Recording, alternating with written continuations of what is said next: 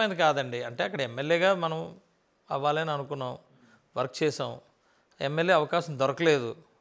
దొరకలేని తర్వాత కూడా ఇదైంది. నాకు మెయిన్‌గా నాకు పవన్ కళ్యాణ్ గారంటే ఇంకా చాలా ఎక్కువ. అంటే పర్సనల్‌గా కొంచెం నాకు బాగా క్లోజు. ఈవెన్ నాకు లోకేష్ గారు క్లోజు. చంద్రబాబు నాయుడు గారు నన్ను ఒక కొడుకులాగా చూసుకున్నారు. అంతా బానే ఉంది. సో, నాకు అక్కడ టూ మెనీ పీపుల్ లీడర్స్ అయిపోయారు. సో, అక్కడ మనం కంటిన్యూ చేయలేకపోయాం. రాజకీయంగా మీ ఎదుగుదల కోసం అలానే అంతే. రాజకీయంగా కాదు, అక్కడ లీడర్స్ ఉన్నారు బోలెడుమంది. ఆ టైంలో 9 మంది లీడర్స్ ఉన్నారండి.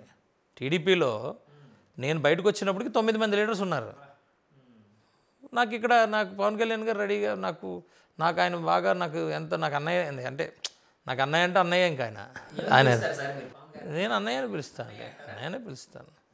నాకంటే ఫస్ట్ నుంచే ఆయననే పిలుస్తారు, విజయనే పిలుస్తారు. ఏముంది, తమ్ముడు అని విజయనే పిలుస్తారు. పిలుస్తారన్నది అంటే ఇప్పుడు చాలా జనాలు తెలుసుకోవాలని సార్ అందరూ అన్నయ్య ఆయన ఎవరు ఎలా పిలిచినా ఆయన పలుకుతారండి.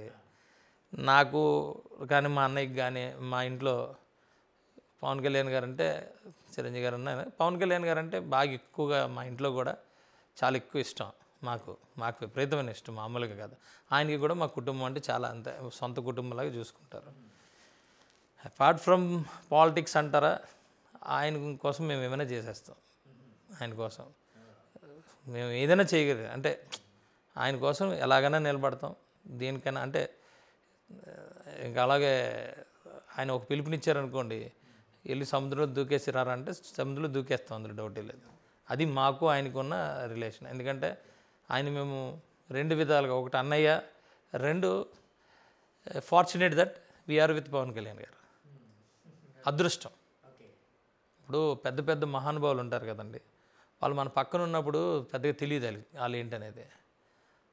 ఇప్పుడు మనం అబ్దుల్ కలాం గారు, భగత్ సింగ్ గారు, శివాజీ గారు, ఇలాంటి వాళ్ళు ఉంటారు కదా, వీళ్ళకి ఎక్కడ కూడా పవన్ కళ్యాణ్ గారు ఎక్కడ కూడా తీసిపోరు. మేబీ ఆయనకి అంత పెద్దటోళ్ళు గొప్పోళ్ళు ఎప్పుడు అంటే గొప్పోలుగా పుట్టరండి, గొప్ప గుణాలు ఉండాలి. ఆ గుణాలు అన్ని గుణాల కన్నా ఈ వాళ్ళు ఉన్న కండిషన్లో కూడా అంతకన్నా ఎక్కువ గుణాలు పవన్ కళ్యాణ్ గారికి ఉన్నాయి. ఏదో ఒక రోజు ఐడెంటిఫై అవుతారు ఆయన. మేబీ జర్నీ చేస్తున్నప్పుడు మనకు నార్మల్ వ్యక్తిగా కనపడతారు. నేను అనేక మందికి చెప్పాను, చాలామందికి చెప్పాను, దగ్గరికి వెళ్తే చాలా డిఫరెంట్గా ఉంటాడు ఆయన అని. అది నా ఫీలింగు. కానీ ఎవరైతే దగ్గరికి వెళ్ళారో చాలామంది మార్చుకున్నారు. ఈరోజు తెలుగుదేశంలో, ఒకప్పుడు తెలుగుదేశంలో ఉన్నవాళ్ళు చాలామంది పవన్ కళ్యాణ్ గారిని ఏదో నార్మల్ వ్యక్తిగా చూసుకునేవారు.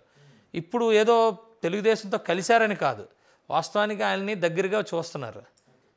అప్పుడు అర్థమవుతుంది అందరికీ, ప్రతి ఒక్కరికి అర్థమవుతుంది.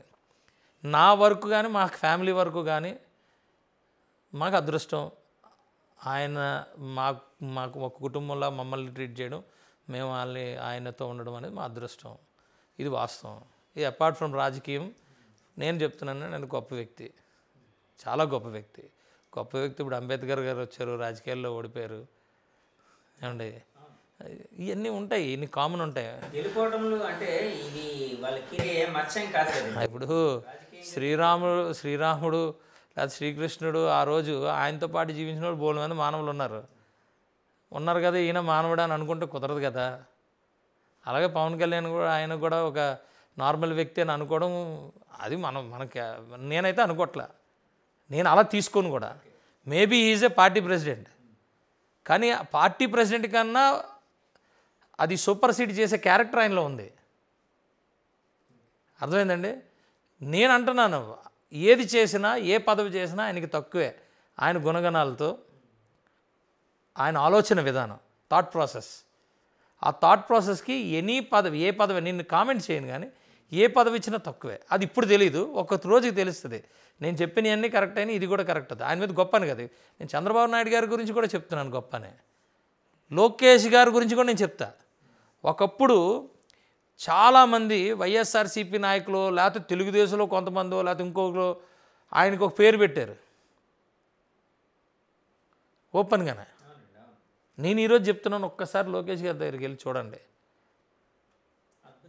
అద్భుతం. పరిణితి చెందడం కాదండి, అసలు ఆయన ట్రాన్స్ఫర్మేషను.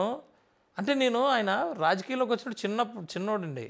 ఆయన యాక్చువల్ నాకన్నా చిన్నోళ్ళు. ఆయన వచ్చినప్పుడు ఢిల్లీలో కూర్చున్నప్పుడు మేము రాష్ట్రం కోసం అక్కడ చంద్రబాబు నాయుడు గారు ధర్నా చేశారు. అప్పుడు నార్మల్గా వచ్చారు ఆయన. ఈరోజు ఆయన ట్రాన్స్ఫర్మేషన్ మామూలు ట్రాన్స్ఫర్మేషన్ కాదు. నేను చూస్తుంటే మామూలు ట్రాన్స్ఫర్మేషన్ కాదు, చాలా బ్రహ్మాండంగా ట్రాన్స్ఫార్మ్ అయ్యారు ఆయన. నేర్చుకున్నారు అంతే. ఇప్పుడు నేను చెప్తున్నాను, ఒక్కసారి కంపేర్ చేసుకోండి ఇద్దరిని. అన్నారు కదా, కంపేర్ చేసుకోండి.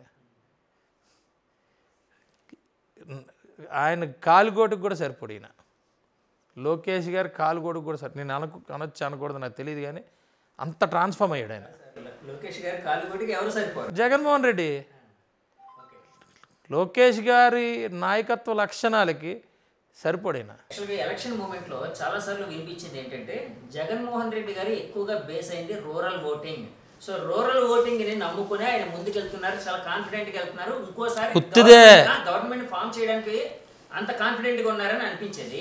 కానీ ఇప్పుడు మీరు ఏదైతే చెప్పారో సర్పంచ్ వ్యవస్థ, ఈ జెడ్పీటీసీ వ్యవస్థ, ఇలాంటి వ్యవస్థలన్నీ నిర్వీర్యం అయిపోయి దానికి కారణం వైసీపీ గవర్నమెంట్ అవ్వడం వల్లనే అదే ఆయన ఓటమికి కొంత దోహదం చేసింది. అనేక సందర్భాల్లో డిబేట్లో రూరల్ ఓటింగ్ల గురించి చెప్పారు. రూరల్ ఓటింగ్ చాలా స్ట్రాంగ్ అని. నేను అంటుంది ఏంటంటే, ప్రజాస్వామ్య వ్యవస్థ నిర్వీర్యమైనప్పుడు ఓటింగ్ స్ట్రాంగ్ అయితే ఓట్ అంటే ఏంటి? లాజిక్ అర్థమైంది మీకు? వ్యవస్థ పూర్తిగా చేయబడింది. అది మన వ్యవస్థ, అది వ్యవస్థ ఉండదండి. వ్యవస్థ అంటే ఒకటే వ్యవస్థ. అంటే ఓటింగ్ ఎక్కువ శాతం జరిగింది అంటే అక్కడ వ్యవస్థలో చాలా లోటుపాట్లు ఉన్నాయి. అంతేనండి? అది కాదండి, అంతకుముందు వ్యవస్థ మీరు అపహాస్యం చేశారు. అదే ప్రజాస్వామ్యాన్ని అపహాస్యం చేశారు. ఓకే, సర్పంచ్ ఒకటి సపరేట్ గా, ఎమ్మెల్యే సపరేట్ గా, ముఖ్యమంత్రి సపరేట్ గా ఉండదండి. వ్యవస్థ ఒకటే ఉంటది.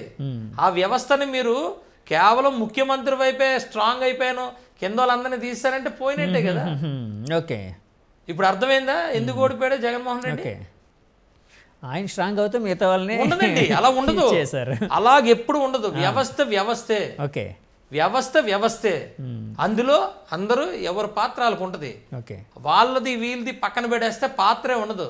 ఓకే, 10 మంది ఉంటారండి కింద నుంచి పై వరకును. వాళ్ళందరూ నేను గొప్పోండి కాబట్టి వీళ్ళందరూ వేస్ట్ ఫెలోస్ అని చూపిస్తే వ్యవస్థ పడిపోయింది కదా సార్. నేను కొన్నిసార్లు కొంతమంది వైసీపీ లీడర్, ద్వితీయ శ్రేణి లీడర్స్ దగ్గర కొన్ని మాటలు అయితే విన్నాను ఆఫ్ ద రికార్డు.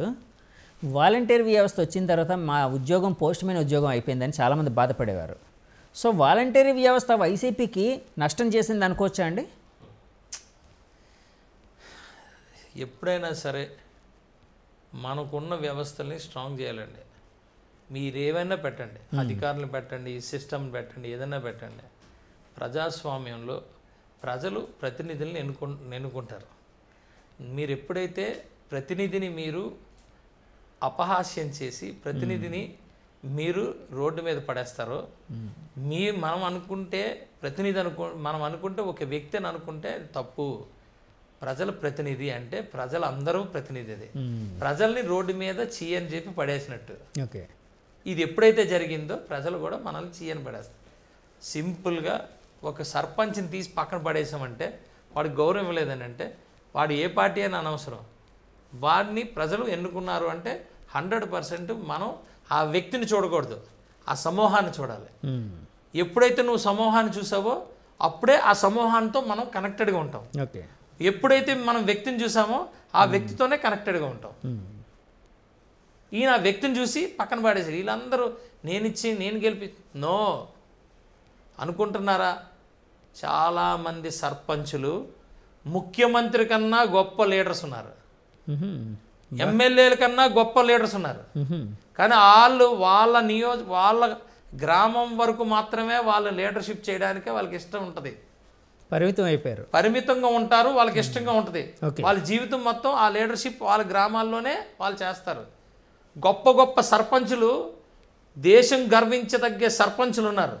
వాళ్ళకన్నా ఎమ్మెల్యేలు పెద్ద స్థాయి అలేనో గొప్ప అని మాత్రం అనుకోవద్దండి. Leader is always leader. Okay, అర్థమైందండి? పొజిషన్ ఉన్నా లేకపోయినా లీడర్ అనవసరం.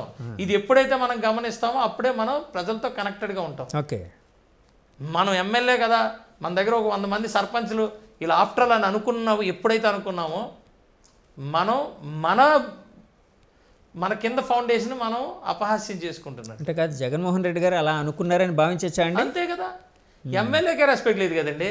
ఓకే, అంతా నేను ఇస్తే వాళ్ళు ఎమ్మెల్యే అయ్యారని అనుకుంటే అది ఎంతవరకు కరెక్ట్? ఇప్పుడు నేను గెలిచానండి, నా ఇమేజ్ మీద కూడా కొంతమంది ఓట్లు వేసి ఉంటారు కదా. ఈరోజు మేము వెళ్తే ఎమ్మెల్యే గారు అని గౌరవిస్తున్నారు. అంతే అండి, వ్యక్తిగత ఇమేజ్ ఎక్కడైనా ఉంటుంది. 19 నుంచి 24 మధ్యలో ఎమ్మెల్యే అని గౌరవం లేదు, మంత్రి గౌరవం లేదు, సర్పంచుల గౌరవం లేదు. ఏంటది? ఒక 1000 మంది ప్రజలకి ఒక ప్రతినిధి ఉంటాడండి. 600 పడచ్చు, 700 పడచ్చు, ఎన్నెన్నో ఓట్లు పడచ్చు, కానీ ఆ 1000 మంది ఆ గ్రామానికి వెళ్ళిన ప్రతినిధి ఆయన వస్తాడు. ఆయన వచ్చినప్పుడు ఆయన గౌరవం మనం ఇవ్వాల్సిందే. గౌరవం ఆయనకి అది ఇస్తుంది, గౌరవం ఆ 1000 మందికి ఇస్తున్నాం. ఎలక్షన్ ముందు జగన్మోహన్ రెడ్డి గారు కొన్ని స్పీచెస్ చూసినప్పుడు ఆయన ఒక మాట అయితే నాకు బాగా గుర్తుండిపోయిందండి. ఆయన చాలాసార్లు ప్రజలకు అప్పీల్ చేశారు. 175 నియోజకవర్గాల్లో అభ్యర్థి ఎవరు అనేది పక్కన పెట్టండి, మీ జగన్ అన్న అక్కడ ఉన్నారు అనుకోండి, నన్ను గెలిపించండి అన్నట్టు ఆయన అన్నారు. అంటే 175 నియోజకవర్గాలు కూడా ఆయన్నే రిప్రజెంట్ చేస్తున్నట్టు జనాల్ని ఫీల్ అవ్వమన్నారు. జనాలు అలా ఫీల్ అవ్వలేనట్టుందండి. తప్పు కదండి, తప్పేనా? వాస్తవంగా తప్పు. ఇప్పుడు మా నాయకుడు కూడా వీళ్ళు ఎవరన్నా తప్పు చేస్తే